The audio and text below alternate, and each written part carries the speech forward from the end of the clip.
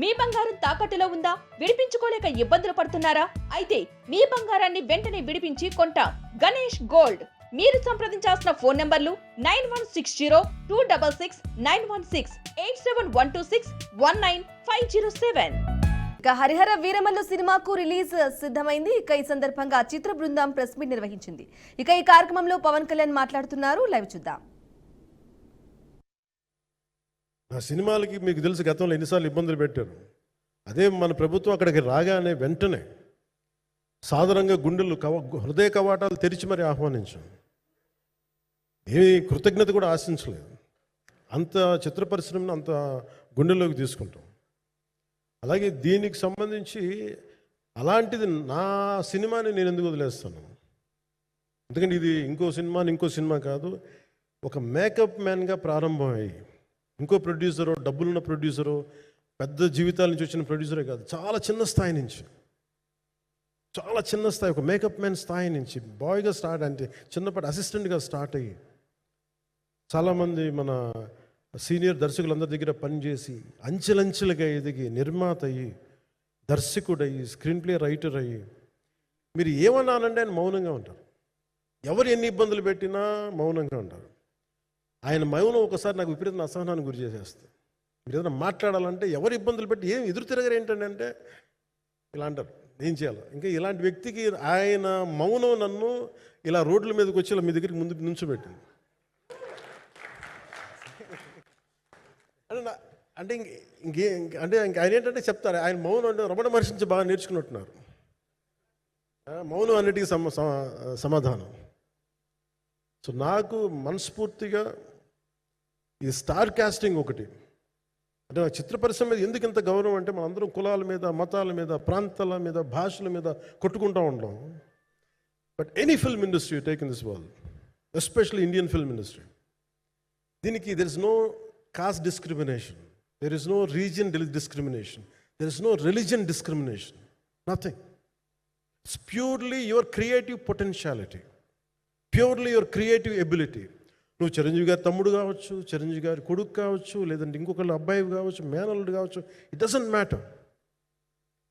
నీకు టాలెంట్ లేకపోతే నువ్వు నిలబడలేవు, నీకు సత్తా లేకపోతే నువ్వు ఇక్కడ ఉండలేవు. అది నా కొడుకైనా సరే.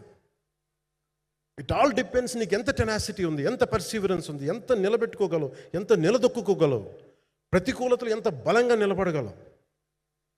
ఒక నిర్మాత సినిమా తీయడం అంటే ఒక యజ్ఞం చేయడం లాంటిది. తిట్లు తినాలి, ఇబ్బందులు పడాలి, అన్ని పడిన తర్వాత ఫైనల్ డబ్బులు మిగిలితే కూడా తెలియదు. ఇలాంటి పరిస్థితుల్లో నాకేమనిపించిందంటే ఈయన పడ్డ కష్టం చెప్పాలనిపించింది. ఈ రోజున ఈ ప్రెస్ మీట్ తాలూకు ముఖ్య అంశం, ఒక చిన్న స్థాయి నుంచి వచ్చిన వ్యక్తి నిర్మాతగా ఎదిగి ఆయనకున్న పాపం ఆయన మంచితనం ఆయన్ని శాపంగా అవ్వకూడదని చెప్పి ఒక ఉద్దేశంతో ఆయన మంచితనం చెప్పాలి, ఆయన ఒక మంచి సినిమా చేశారని చెప్పడానికి నేను ఈ రోజున మీ ముందుకు వచ్చాను. ఎందుకంటే నేనేం నమ్ముతానంటే సినిమా బాగుంటే ఎలాగో చూస్తారు, దీని గురించి చెప్పక్కర్లేదు. సినిమా బాగాలేకపోతే ఎలాగో చూడరు, మీరు ఎంత పబ్లిసిటీలు చేయండి ఇవన్నీ అనుకోండి. అందుకే నేను పెద్ద ఎక్కువ మాట్లాడడానికి ప్రయత్నం చేయను. కానీ ఈ పర్టికులర్ రోజు మటుకు, ప్రత్యేక ఈ రోజు మటుకు ఆయన పడ్డ కష్టం ఈ సినిమాకి, అలాగే ఒక్కొక్క కాస్టింగ్ ఆయన చేసింది, దీనికి నేను క్రిష్ గారిని కూడా చాలా మనస్ఫూర్తిగా అభినందిస్తున్నాను. ఎందుకంటే ఆయన కూర్చున్నప్పుడు ఎంతమందిని పెట్టాం, ఒక ఔరంగజేబ్గా మిగతా నటులు ఒకళ్ళిద్దరు యాక్టర్స్ని పెట్టి కూడా ఒకళ్ళ చేత యాక్ట్ చేయించాం ఒకళ్ళ చేత. కానీ Bobby Deol so apt for Aurangzeb, ఎంత కన్విక్షన్తో చేశాను. అప్పటికి ఆయనకి ఇంకా ఆయన చేసిన హిందీ సినిమాలు కూడా రాలేదు. ఇంకా ఆయనకి ఎంత కన్విక్షన్తో చేశారంటే నాకు నిజంగా ఆయనతో యాక్ట్ చేయడం చాలా ఆనందాన్ని ఇచ్చింది. సో అలాంటి బాబీ డియోల్ గారిని మొత్తం pan India, Manoj Paramahamsa was roped in last. ఇంకా సినిమా ఎట్లా మనం అయిపోవాలి, నేను పాలిటిక్స్కి వెళ్ళిపోయిన తర్వాత, డిప్యూటీ సీఎం బాధ్యతలు తీసుకున్న తర్వాత అందరికీ అయిపోయింది, సినిమాలు చేయలేడు ఇతను, ఎలా చేస్తాడంటే నాకు తెలుసు కష్టం అని.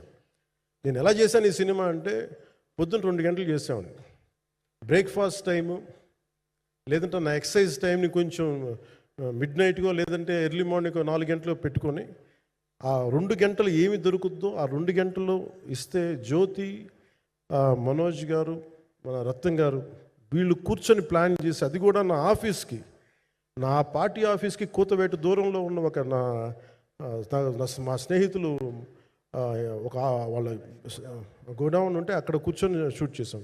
ఎంత మండుటెండ అంటే అసలు దాంట్లో కూర్చొని మ్యాట్ వర్క్ చేసి మీరు ఫైనల్ రిజల్ట్స్ చూస్తే ఇది ఇక్కడ చేశారంటే అంత ఆశ్చర్యం అనిపిస్తుంది. And hats off to Manoj Paramahamsa గారు.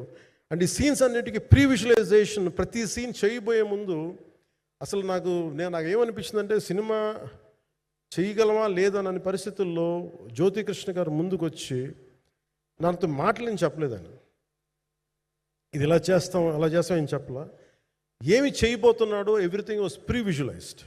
ఈ సీన్ ఇలా ఉండబోతుంది, ఈ చేయబోయే సీన్ ఇలా ఉన్నది. నాకు దాని మీద ఆత్మవిశ్వాసం కలిగింది. నాకు లేదు, ఒక సత్తా ఉన్న దర్శకుడు, తెలుగు చిత్ర పరిశ్రమకి సైజ్ తీయగలిగేవాడు, మంచి సాలిడ్ ఎడిటింగ్ సెన్స్ ఉన్నవాడు, మ్యూజికల్ సెన్స్ ఉన్నవాడు. అలాంటి వ్యక్తికి మనోజ్ పరమహంస గారు తోడారు.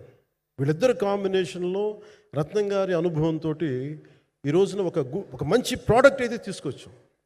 ఇది ఎలా ఉంటుంది, ఎలా ఉండబోతుంది, ఎంత హిట్ అవుతుంది అనేది ఇది సంపూర్ణంగా ప్రజల చేతిలోనే ఉంటుంది. అది ఏ స్థాయిలో ఇది ఉంటుంది అనేది అది ప్రజలు చెప్పాల్సింది తప్ప అది నేను చెప్పుకునేది కాదు.